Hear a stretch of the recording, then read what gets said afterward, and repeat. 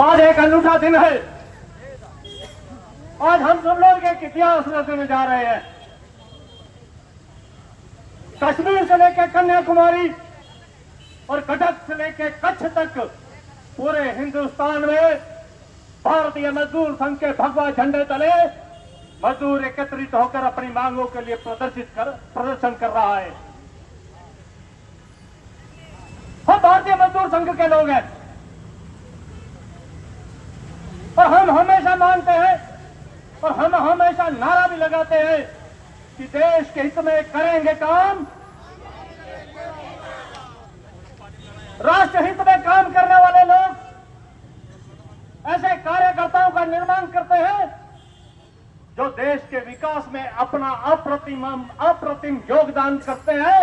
उनके हाथ कभी विध्वंस की तरफ नहीं उठते। इतिहास गवाह है,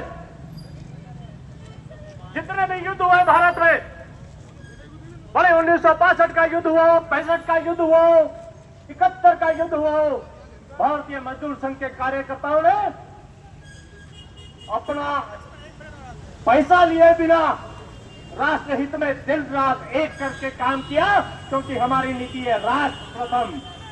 और राष्ट्र प्रथम की नीति पर चलते हुए आज ये बहुत बड़ी विडंबना है कि देश को आत्मनिर्भर बनाने वाला मजदूर, देश को प्रगति के पथ पर ले जाने वाला मजदूर आज स्वयं भूखा है, आज स्वयं त्रस्त है, आज उसकी आर्थिक स्थिति जर्जर हो चुकी है।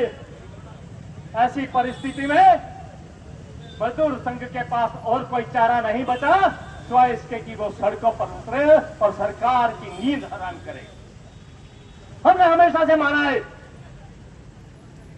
पिछले 25-30 सालों में देश में सभी राजनीतिक दलों की कभी ना कभी सरकार रही है, भले वो कम्युनिस्ट हो, कांग्रेसी हो, समाजवादी हो, दलदलीय हो, आपीय हो, परंतु हमारा एक सिद्धांत हमेशा से हमारे साथ रहा है, कोई सी भी सरकार आए हम उस सरकार के साथ उतना ही सहयोग करेंगे, उतनी ही मात्रा में उसके साथ आगे बढ़ेंगे जितनी मात्रा में वो हमारे साथ सहयोग करेगा, हमारे साथ आगे हाथ बढ़ाएगा। आज जो हम ये बात कर रहे हैं कि मजदूर भूखा है, ये कोई गलत बात नहीं है मित्रों। मेरे यहाँ मीडिया के मित्र खड़े हैं, मैं उनसे भी निवेदन करना चाहता हूं, उनकी भी जानकारी मैं ये देना चाहता हूं। ईपीएस 95 में एक कर्मचारी के 30 साल, 35 साल, 40 साल नौकरी करने के पश्चात जब वो रिटायर हो जाता है तो उसको कितनी पेंशन मिलती है? केवल मात्र 1000 रुपया। कितना? 1000 रुपए में एक सप्ताह का राशन नहीं आता मित्रों। यह सरकार केवल मात्र 1000 रुपए पेंशन देकर कहती है आप अपना जीवन निर्वाह भली भांति करिए। यह मजाक नहीं तो और क्या है? यह मजाक है मजदूरों के साथ में। ईपीएफ में हमारे लोगों के लिए 15,000 की लिमिट तय कर दी गई है।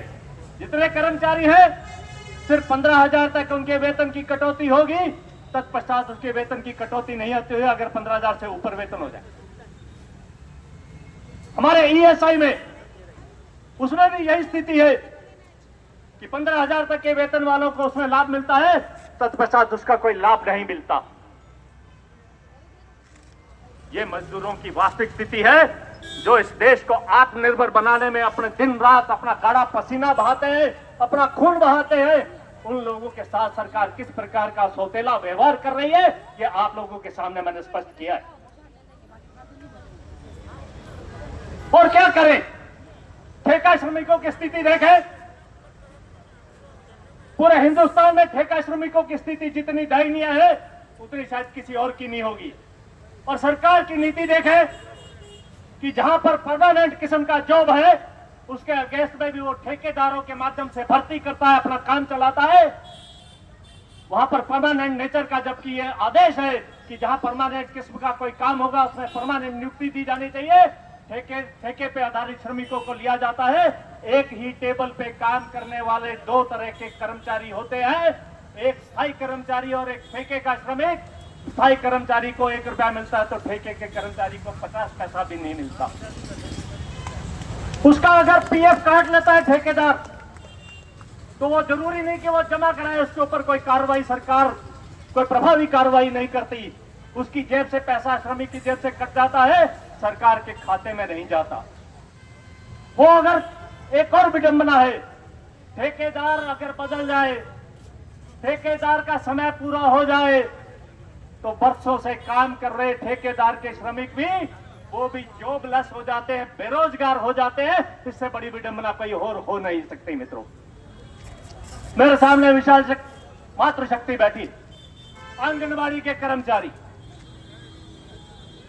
सहायिका, मिड डे मील के कर्मचारी, जिनको सरकार अपने प्रत्येक काम में सरकारी योजनाओं में आगे रखती है। हम सब लोगों को मालूम है, कोरोना के समय में इन बहनों ने घर घर जाकर लोगों के स्वास्थ्य की रक्षा की, परंतु मिला क्या?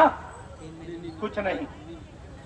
इन लोगों को, उनको कर्मचारी तक नहीं मानती सरकार, जबकि सरकार के सारे कार्यों का वो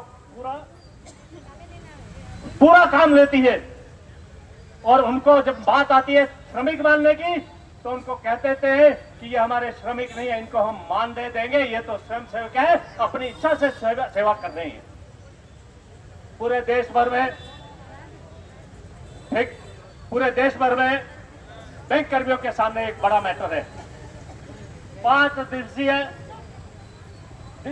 सप्ताह पूरे देश भर में लागू हो चुका है, भले वो गवर्नमेंट सेक्टर है या फिर निजी सेक्टर है।